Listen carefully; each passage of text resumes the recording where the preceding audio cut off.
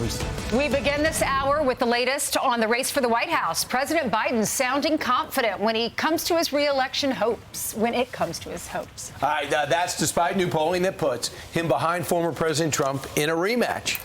So Peter Doocy is live at the White House with more. What is the president saying right now? Well, what did he say? Well, it's been interesting the last couple of weeks because President Biden does not talk a ton about Trump. But now that we are within a year of the general election day, we're getting this from a closed-door fundraiser. Since I took on Trump, we haven't stopped winning, and he hasn't stopped losing. But there are some prominent liberals who are not so sure. The Biden-Harris coalition could be called the Humpty Dumpty coalition right now, just falling apart. Just falling apart. The Latino vote on the ground, the youth vote on the ground, the black vote on the ground. This is not good.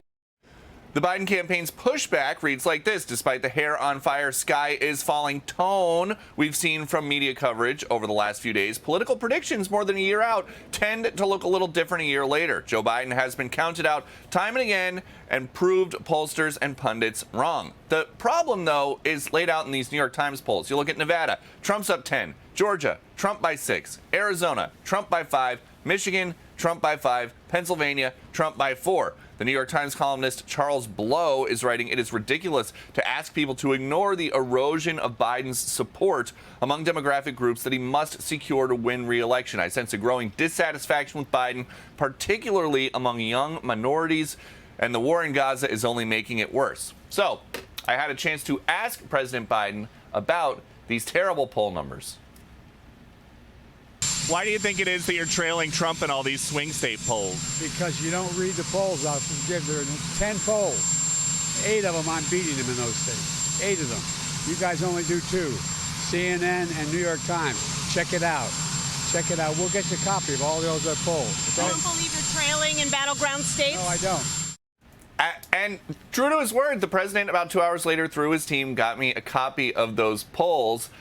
They were all national polls, though, and 4 of them that show him either leading or tied with Trump are 3-way polls that give Biden the lead when RFK Jr. is also on the ballot, which may wind up being the big story here as the general election gets closer. Back to you. So were you surprised he spoke to you? He came right over to you, number one. And number two, he almost expected the question.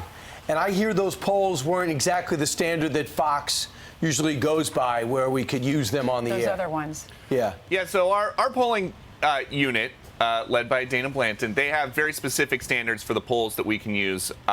Just the way that they are conducted, who is polled, how many people they survey. And so 4 of the polls that the president's team got to us are not up to the Fox standards. They're just kind of things, you see them online, social media, not up to the Fox standards, but they do speak to the trend. And I'm not surprised that the president came over because he knows that he's got to talk about stuff like this. Mm-hmm. When we ask about it at the press briefing room, they say that they can't tell us anything political or about an election because of the Hatch Act. They don't want to talk about Donald Trump's legal problems. But at some point, we're within a year of the election, they've got to talk about Donald Trump if he's going to be the Republican nominee. Well, and so it's great that he came over. He seemed like he was in great spirits. Mm-hmm. And we hope there's more where that came from, because there will be more polls. Well, Peter, he's not just going to have to deal with Cornel West and RFK, but now he has to deal with Jill Stein with the Green Party as well, which is going to take votes from him. Any reaction to that from the White House? Well, the polls that they showed are basically showing that that those third-party candidates are also drawing support from Donald Trump. And so I think the folks here would say that it's just too soon to tell.